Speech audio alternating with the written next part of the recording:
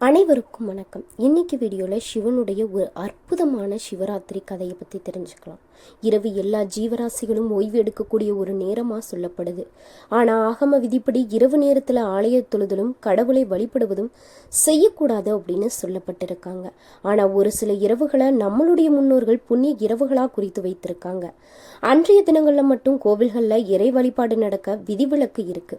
அந்த இரவுகளில் முதன்மையானது, மேன்மையானது, இறை ஆசைகளை அள்ளித்தரக்கூடியது அப்படின்னு சொன்னால் அது மகா சிவராத்திரி தான். உலக வாழ்வில் இருந்து விலகி இறை சிந்தனைக்காக உயர்ந்த நிலையை அடைவதன் நோக்கமாக உருவாக்கப்பட்டது மகா சிவராத்திரி. இந்த சிவராத்திரி நாளில் என்ன அற்புதம் இருக்கு, அற்புதங்களுக்கு பின்னாடி மறைந்திருக்கக்கூடிய ரகசியங்கள் மற்றும் தத்துவம் என்ன அப்படின்றத பத்தி தான் இந்த வீடியோல பார்க்க போறோம். அதுக்கு முன்னாடி சிவராத்திரி என்று நீங்க சிவாலயங்களுக்கு செல்றீங்க அப்படின்னா மறக்காம இந்த வீடியோக்கு ஒரு லைக் பண்ணுங்க. அன்றைய தினம் குலதெய்வ கோவிலுக்கு செல்லக்கூடியவங்க உங்களுடைய குலதெய்வம் என்ன அப்படின்னு சொல்லிட்டு மறக்காம கமெண்ட்ல சொல்லுங்க. ஸோ இப்போ வாங்க நம்ம வீடியோக்குள்ள போகலாம். உருவமான ஒளியாகவும் அருவுருவமான லிங்கோத்பவராகவும் அழகே வடிவமான உருவாகவும் தன்னை வெளிப்படுத்தின நாள் தான் மகா சிவராத்திரி. மற்ற எந்த விரதத்தையும் கடைபிடிக்க முடியாதவங்க கூட இந்த நாட்கள்ல வழிபாடு செய்து வேண்டுதல் நிறைவேற்றக்கூடிய ஒரு நாள் சிவராத்திரின்னு சொல்லலாங்க. ஈசனை மிக அருகில வழிபட்ட பலன் நம்மளுக்கு கிடைக்கும். அற்புதமான யோக நாளாக சொல்லப்படுவது சூட்சமையாக சக்கரங்கள்ல இருந்து உடல் முழுவதும் அமிர்தமாகக்கூடிய இரவுதான் மகா சிவராத்திரி. நம்மளுடைய சுவாசமும் ரத்த ஓட்டமும் இணைந்துதான் உடல் மன இயக்கத்தை நிர்ணயிக்குது. மாசி மாத தேய்பிறை சதுர்தசி இரவான சிவராத்திரி உடலோடு ஆதார சக்கரங்களாகவே மாறிவிடும். அப்படிப்பட்ட சிவராத்திரியானது சிவபெருமான வழிபடுவதற்காக அர்ப்பணிக்கப்பட்ட ரொம்ப முக்கியமான இந்து பண்டிகைகள்ல ஒன்றா பார்க்கப்படுது. இது பக்தியுடன் உண்ணாவிரதம், பிரார்த்தனைகள், தியானம், இரவு முழுவதும் விழிப்புடன் கடைபிடிக்கப்படுது. சந்திர மாதமான பால்குணா அல்லது மகத்தின் 14வது இரவுல வருது. இரவில் மக்கள் குறைவான தூக்கம் தேவை அப்படின்னு சொல்லப்படக்கூடிய ஒரே பண்டிகைனா அது இது மட்டும்தாங்க. இது ஏன் இவ்வளவு முக்கியமானதா சொல்லப்படுது? இதற்கு பின்னாடி மறைந்திருக்கக்கூடிய கதைகள், புராண கதைகள், ஆன்மீக முக்கியத்துவம் என்ன அப்படின்றத நம்ம இந்த வீடியோல தெரிஞ்சுக்க போறோம். இந்த புனித இரவோட முக்கியத்துவத்தை விளக்கக்கூடிய பல கண்கவர் மகா சிவராத்திரி கதைகள் இருக்கு அப்படின்னு சொன்னா அதுல ஆச்சரியமே கிடையாதுங்க. ஒவ்வொரு புராண கதைகள்லையுமே சிவபெருமானுடைய தெய்வீக சக்தி, அவருடைய அருள் வெவ்வேறு அம்சங்களை தான் எடுத்து காட்டுது. அதுல ரொம்பவே பிரபலமான சிவராத்திரி கதைகள்ல ஒன்றுதான் சிவராத்திரி அப்படின்றது சிவபெருமான் மற்றும் பார்வதி தேவியின் திருமணத்தை குறிக்குதுங்க. இந்த புராணங்களின்படி சிவனின் அன்பை பெற பார்வதி கடுமையான தவம் செய்திருக்காரு அப்படின்னு நம்ம கட்டாயம் கேள்விப்பட்டிருப்போம். அவங்களுடைய ஆழ்ந்த நம்பிக்கையினால தொடப்பட்ட சிவன் அவங்கள மணக்க ஒப்புக்கொள்றாரு. அவர்களுடைய தெய்வீக திருமணம் மகா சிவராத்திரி என்றுதான் நடந்தது. இந்த கதை ஆண் மற்றும் பெண் சக்திகளின் பிரபஞ்ச சங்கமத்தை பிரதிபலிக்குது அப்படின்னு சொல்லலாம். இந்த இரவுடைய மற்றொரு விஷயம் நன்கு அறியப்பட்ட சிவராத்திரி கதை. இந்த இரவுல சிவபெருமான் படைத்தல், காத்தல், அழித்தல் ஆகியவற்றுடைய பிரபஞ்ச நடனமான தாண்டவத்தை நிகழ்த்தினார் அப்படின்னு புராணங்கள்ல சொல்லப்படுதுங்க. இந்த தெய்வீக நடனம் பிரபஞ்சத்தின் தாளத்தை குறிக்கிறது. படைப்பும் அழிவும் ஒன்றோடொன்று இணைக்கப்பட்டுள்ளன அப்படின்றதான் இந்த விஷயம் காட்டுது. சிவபெருமான் மகா சிவராத்திரி இரவுல தியானம் செய்வது அவங்கள அண்ட ஓட்டத்துடன் இணைக்கிறது அப்படின்னு பக்தர்களால நம்பப்பட்டு வருது. சிவராத்திரி வரலாறு சமுத்திர மந்தத்துடன், அதாவது கடல் கடைத்தல் தொடர்புடையது அப்படின்னு நம்ம எல்லோருக்குமே தெரியுங்க.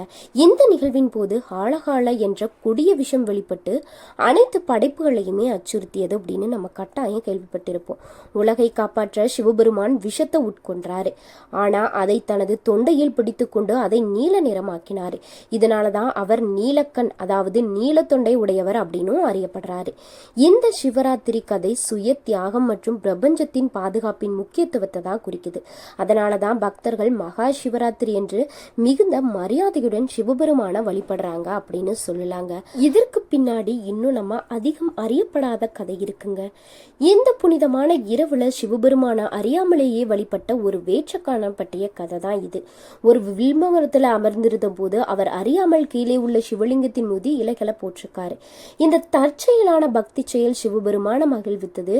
அவர் அவருக்கு முக்தியை அருளினார் அப்படின்னும், அதாவது அந்த வேட்டைக்காரன் புலியை வேட்டையாட வந்தப்போ அந்த புலிக்கு பயந்து ஒரு வில்வ மரத்தின் மீது அமர்ந்து விடிய விடிய தூங்காமல் அதில் இருக்கக்கூடிய இலைகளை பறித்து கீழே போட்டிருக்கான். அந்த இலையை பறிப்பதற்கு காரணம், நம்ம இரவுல தூங்கி கீழே விழுந்துட்டோம் அப்படின்னா அந்த புலி நம்மளை தின்றோம் அப்படின்ற பயத்துல அந்த வில்வ மரத்துல இருக்கக்கூடிய ஒவ்வொரு இலையா பித்து அந்த சிவலிங்கத்தின் மீது போட்டிருக்காரு. அவன் தற்செயலா செஞ்ச அந்த விஷயம் தான் சிவபெருமான ரொம்பவே மகிழ்வித்திருக்கு. தெரியாம செய்த விஷயமே சிவபெருமான மகிழ்வித்திருக்கு அப்படின்னா, நம்ம தெரிஞ்சு சிவபெருமானுக்கு சரியான முறையில விரதம் இருந்து வழிபட்டோம் அப்படின்னா சிவபெருமான் கண்டிப்பா அத்தனை பலன்கள் மற்றும் நன்மைகளையுமே நம்மளுக்கு கொடுப்பாரு அப்படின்ற நம்பிக்கையோடு நீங்களும் இந்த விரதத்தை இருந்து பாருங்க. கட்டாயம் உங்களுக்கு முழுமையான பலன்கள் கிடைக்கும். அந்த வேட்டைக்காரனுடைய தற்செயலான பக்தி செயல் சிவபெருமான மகிழ்வித்து அவருக்கு முக்தியே கொடுத்திருக்காரு. சிவராத்திரி என்று தற்செயலா செய்யப்படும் ஒரு பக்தி செயல் கூட தெய்வீக அருளையும் ஆசீர்வாதங்களையும் பெற்றுத்தரும் அப்படின்றத இந்த கதை கற்பிக்குதுங்க.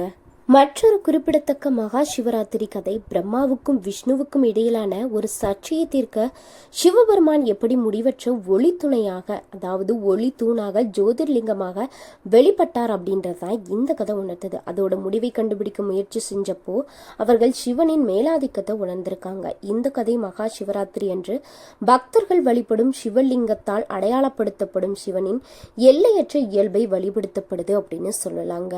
இப்படியெல்லாம் அன்று இரவு என்னென்ன கதைகள் நடந்துச்சு அப்படின்னு கேள்விப்பட்டாலுமே அந்த மகா சிவராத்திரி என்று பிரபஞ்சத்துல என்ன நடக்கும் அப்படின்ற கேள்வியுமே கட்டாயம் நம்மளுடைய மனதில் இருக்கும்.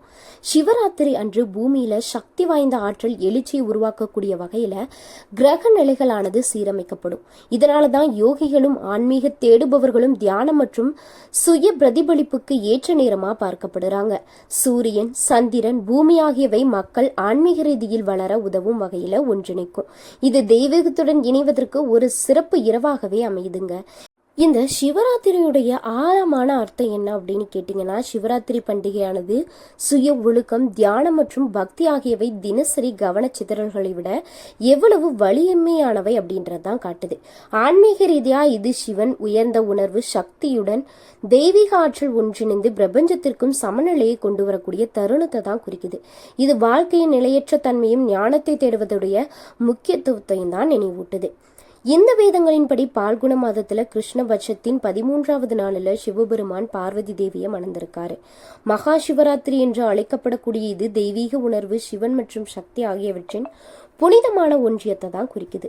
திருமணமான தம்பதிகள் நல்லிணக்கத்திற்காக பிரார்த்தனை செய்வதற்கும், திருமணமாகாத பெண்கள் சிவனை போன்ற பக்தியுள்ள மற்றும் சக்தி வாய்ந்த கணவருக்காக ஆசீர்வாதங்களை தேடுவதற்கும் இந்த தெய்வீக திருமணம் காரணம் அப்படின்னு நம்பப்படுது. சிவராத்திரி வெறும் பண்டிகையை விட அதிகம் இந்து மகத்தான ஆன்மீக ஆற்றல், பக்தி, தெய்வீக தொடர்பு கொண்ட ஒரு இரவு அப்படின்னே சொல்லலாம். அது சிவனின் பிரபஞ்ச நடனம், பார்வதியுடனான அவருடைய திருமணம் இல்லைனா அவருடைய உயர்ந்த தியாகம் பற்றியதாக இருந்தாலும் இந்த இரவின் முக்கியத்துவம் புராணங்களை கடந்த ஆழமான ஆன்மீக அர்த்தத்தை தான் நம்மளுக்கு கொடுக்குது. இந்த சிவராத்திரியுடைய கருத்துக்களாகட்டும், புராண கதைகளாகட்டும், இதெல்லாம் ஒரு பக்கம் இருந்தாலும் இதற்கு பின்னால விஞ்ஞான ரீதியான ஒரு காரணம் இருக்கிறது பல பேருக்கு தெரியாத ஒரு விஷயமாக தாங்க இருக்கு. பொதுவா ஒவ்வொரு அமாவாசை, பௌர்ணமி, அதற்கு முன் பின் தினங்கள்ல பூமியில சந்திரனுடைய காந்த சக்தியில மாற்றம் ஏற்பட்டு சகல விதமான ஜீவராசிகளும் மனநிலை தடுமாற்றத்திற்கு ஆளாகி அந்த நேரத்துல உதிக்கக்கூடிய எண்ணங்களினால் செயல்படும் செயல்களின் விளைவாக துன்பங்களை அனுபவித்துட்டு தான் வரும். இது அவர்களை அறியாமலேயே ஒவ்வொரு மாதமும் நடந்துட்டு தான் இருக்கு.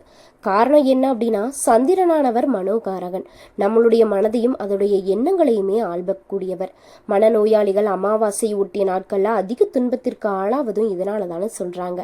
மேற்படி நாட்கள்ல வியாதியின் தாக்கம் அதிகமா இருக்கும். அது அனுபவத்துல நாம எல்லோருக்குமே தெரிந்த ஒரு விஷயம். சாதாரணமானவர்களுக்கு இந்த நாட்கள்ல ஞாபக மறதி, அலர்ஜி, டென்ஷன், மன அழுத்தம், ஜீரண சக்தி குறைபாடு போன்றவைகளால சோர்வு, தூக்கமின்மை, அதிக உஷ்ணம் போன்ற துன்பங்களுமே ஏற்படும். இன்றைய நடைமுறை வாழ்க்கை சூழல்ல இதை உணராமல் நம்ம வாழ்ந்து பழகிட்டு தான் இருக்கோம். நம்மளுடைய முன்னோர்கள் இது புரிந்து கொண்டதால அமாவாசை மற்றும் பௌர்ணமியை ஒட்டிய நாட்கள்ல மன வலிமையும் அறிவின் வெளிப்பாற்றலை தூண்டவும், மன ஒருமை மற்றும் உடல் இயக்கங்கள்ல நிதானத்தை கொண்டு வரவும் விரதம் மற்றும் பூஜைகள், தியானங்கள் போன்றவற்றை கடைபிடித்துட்டு தான் வந்திருக்காங்க. இதுதான் விஞ்ஞான ரீதியான ஒரு உண்மை அப்படின்னே சொல்லலாங்க. நம்மளுடைய முன்னோர்கள் நன்கு தெரிந்து இந்த அமாவாசை, பௌர்ணமி திதியை நன்கு பயன்படுத்திட்டு வந்திருக்காங்க அப்படின்னு சொல்லலாம். காலப்போக்கில் நம்ம அதெல்லாம் மறந்துட்டு பூஜை, விரதம் இப்படின்னு பேசிட்டு தான் வரோம்.